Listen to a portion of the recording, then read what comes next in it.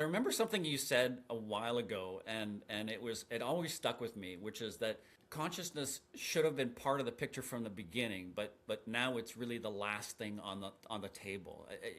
Can you say a little bit more about that? It's just this concept that it's been so separate from anything to do with business and making money and getting a life together that most people can be happy with.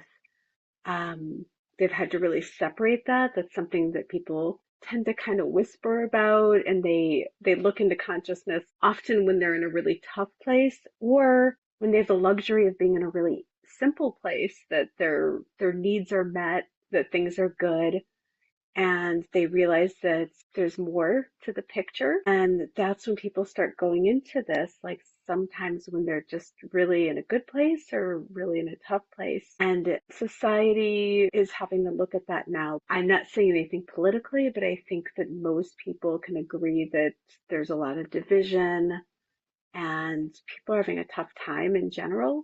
It tends to come somewhat naturally to us, but then it's just blocked out on a consistent basis.